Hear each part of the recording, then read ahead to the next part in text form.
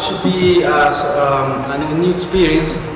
Also, you can see something which you know and you use every day, but in the context of the art and the new space, it has different meanings and new experience for all of us or everyone, every visitor. It's classical mechanical tours, analog, and now the technology changed, but a hammer, I think, will be a hammer forever.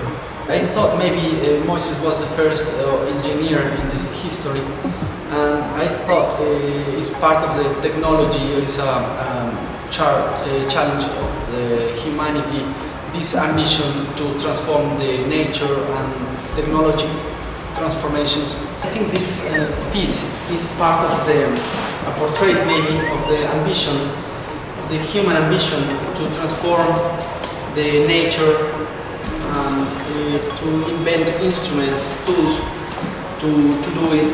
It's a beautiful collection of old second-hand tools. Maybe it's a portrait of also the 20th century with this analog technology, this mechanical technology. Now maybe technology changed and many things are completely obsolete. But in some way, I'm sure in a few years it will be very interesting, like archaeology, to understand and to see how it works, these tools. The history of this piece is interesting because we went to visit the factory, the metal factory, which produced the wheels for train. And of course in the industry is so big, and they have a fantastic, beautiful, big machines who have some rhythm to smash and to transform the metal, like a mega big hammer beating the metal. And then here I took the metal pieces to describe all the process of transformation since the original block of metal and how it is becoming properly a wheel of train. You can see in the exhibition these 4 moments with the same volume, but one with the impression of 5 tones, 10 tones and 20 tones. Rhythm of the machines and the rhythm of the visitors, to see one piece after another, gives some rhythm, gives some beat, like which I found interesting as the title. And at the end I decided to install in the last piece one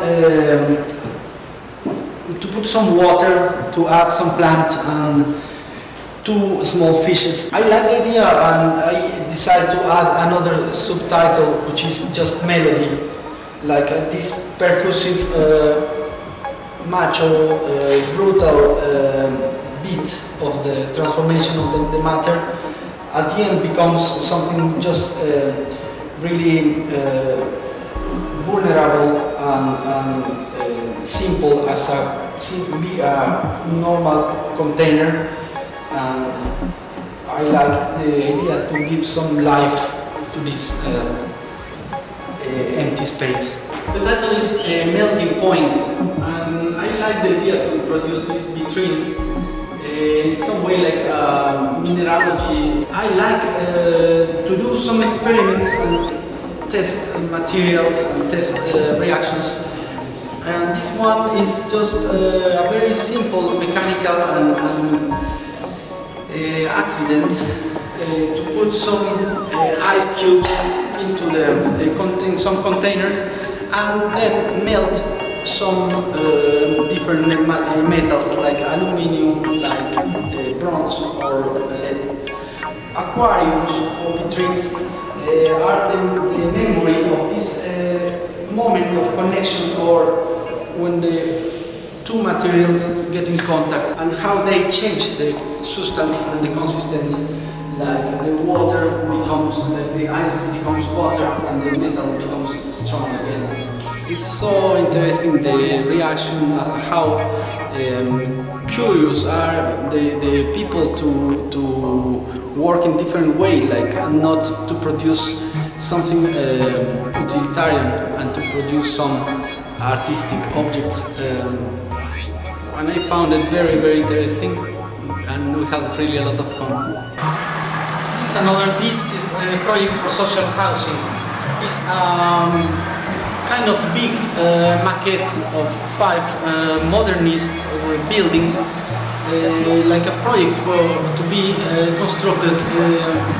I like the idea to recreate some space, like modernist buildings, but also like archaic or natural structures. Sometimes you can see the pieces as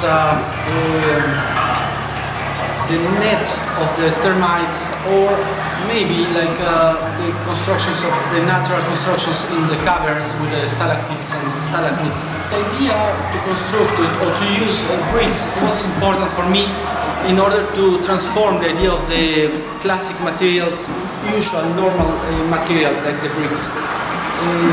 For me it was interesting to work with this material because I lived for some short period in Brazil, and they used to build houses in the favelas. It's a very light and very strong material, and they can store it for a few months, also some years, and when they have enough bricks, they can start with the construction of their own house. It's some amazing acrobatic and interesting complex of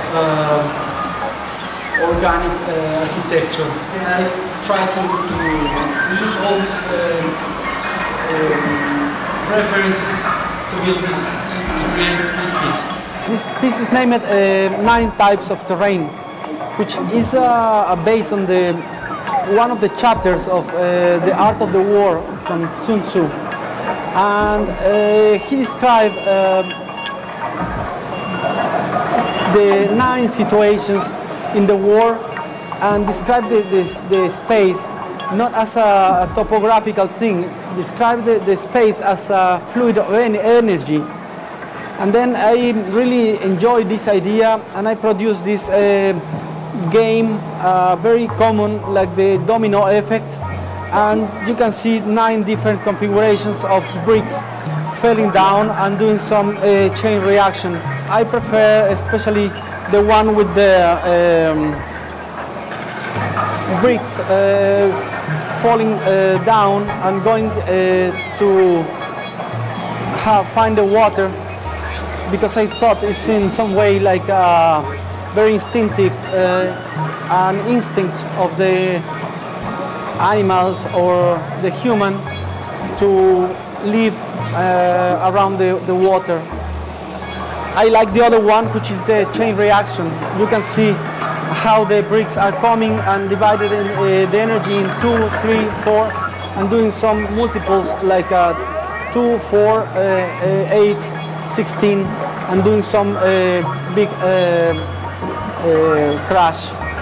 And the last one, which I like it, is the spiral, which is interesting for the different rhythms in the speed of how is the bricks falling down. Because I did the piece over a hill, and then it's a very interesting reaction, of course, with the gravity, and